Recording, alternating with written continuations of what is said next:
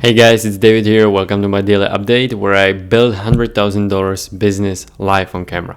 And how these daily updates usually go is that first I go through questions or help you with make scenarios or N8N scenarios for that matter. Then I show you my growth stats, see where my channel is going, and then I do some strategy, live work, freestyle apping, etc. And I will do it the other way around today. First, I will start talking about what I've been up to, what's the updates. Today, I would say that I was quite productive. I did a lot of the tasks that are necessary. They wouldn't be called high ROI particularly, but they need to be done. My new company is incorporated. I've done some banking stuff. Had to go to the bank twice for some reason. Kinda made me mad that I can't just do it online, but bureaucracy, I guess it is what it is.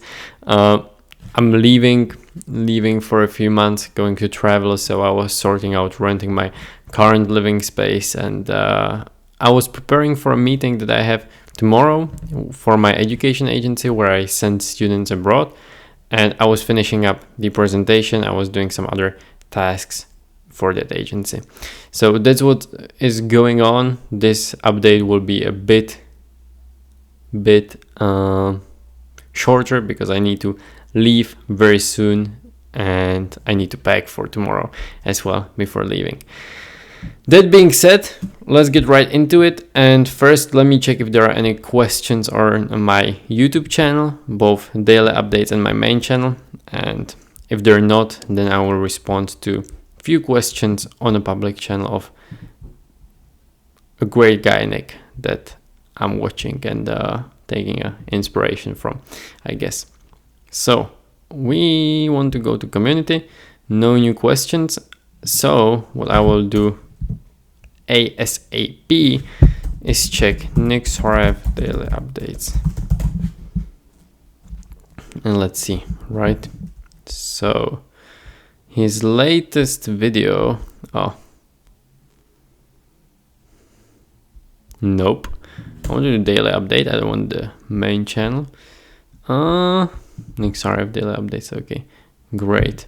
So let's Hey guys, this is me building. check this out. An optimized daily regimen for AI automation agencies. That's what I would need.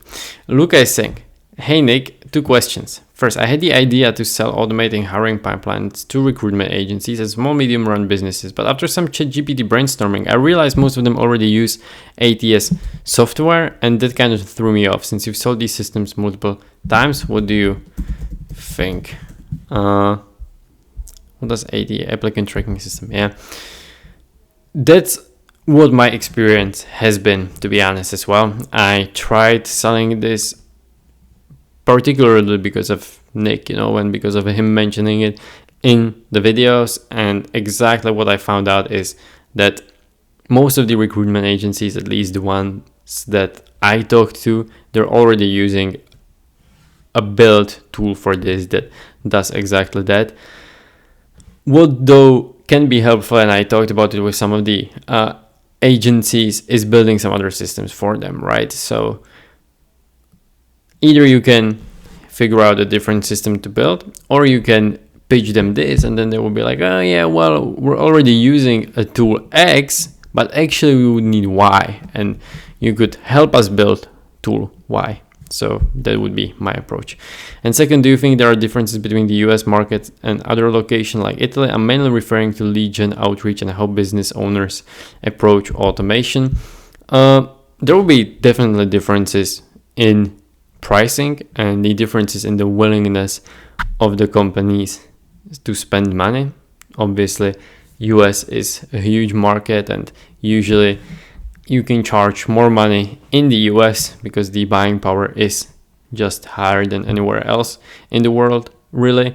And I feel like people in the US tend to take more risks. So it may be easier to sell your services to them because they're more willing to try out new stuff. When it comes to cold outreach, it will be very similar. In the EU, obviously, you need to make sure you're GDPR compliant, but that shouldn't be a problem, to be honest, as you're doing B2B. Usually, even cold emailing shouldn't be a problem for you if you're targeting businesses and not consumers. So yeah, go with cold email as well. Or a lot of EU companies, Italian companies are hiring on Upwork. It's still the same, completely the same when it comes to outreach, a bit different pricing. Why are links in an AI outreach email a liability? That is referring, I guess, to the part of a video where they talk about deliverability of emails or how to improve your cold email campaigns, and their liability for a simple reason of, so every single email provider, the main ones being Google and Microsoft, go through the emails, the incoming emails. And don't get me wrong, I am not very deep in technical side of things when it comes to the emails. I'm not sure if they just straight out read the emails, or there are some things and some metadata, etc., that they scan. I'm not sure if they have full access to your emails. Probably they do, but not sure. Basically, though, what they do is that they try to determine if your email is spam, and links increase the probability of your email being marked as spam.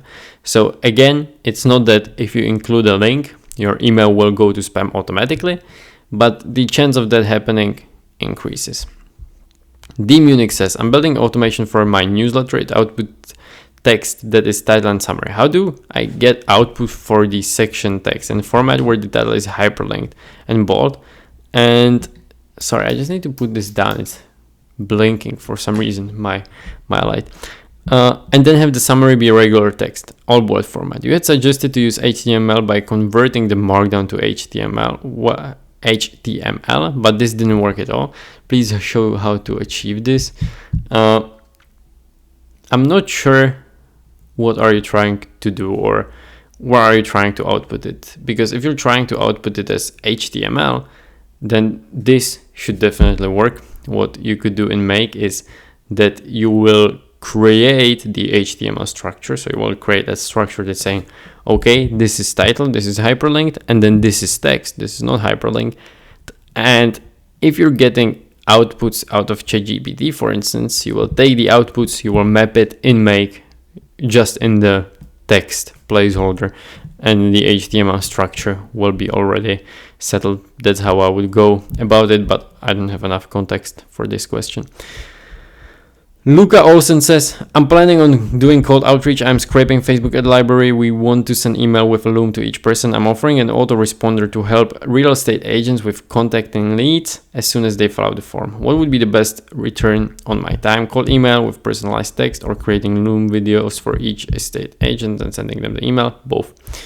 I would utilize, and by the way, with the new company being incorporated, I am really going into outreach, so I'm getting more emails, I'm getting more accounts, and hopefully it will be great, right? But what I'm trying to say is that I would utilize the time that you have. Let's say you have 1 hour a day for Loom, so I would utilize this 1 hour fully just recording Looms, and then I would just send out as many cold emails as possible. That will be my strategy.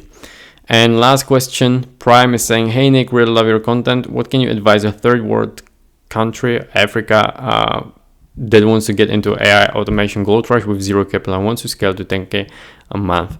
Sort of synthesized advice, having been in this a while, otherwise gonna copy you. Yeah, it's very difficult, and I think the zero capital will be very difficult everywhere. Obviously, you need some laptop, you need some phone. You're writing the comment, so you have access to internet. Not sure if it's through your phone or if it's through laptop. You will need to get some laptop. Can be used laptop for the beginning, but you need some. And zero capital is very difficult. In that case, I would just do outreach, Loom outreach. You will be limited with 5 minutes, which is fine for the outreach. You will be limited with the number of videos that you can have on your Loom account. It will be around, I think, 30, 40. I'm not sure, haven't checked it for a while. It may have changed, but you'll be limited with these. Theoretically, you can create more Loom accounts, right?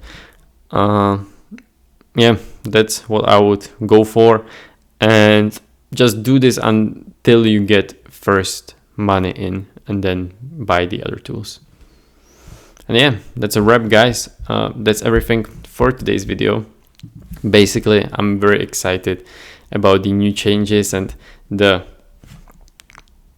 ability to generate more money in the future, because I have all the kind of administrative changes that I had to do already done. That was taking some of my energy, I would say big chunk of my energy apart from school. So we're done, and yeah, in the future I am looking forward to really scaling this over the summer. Anyways, that's all for today. If you have any questions, let me know down in the comments, and have a nice day. Bye.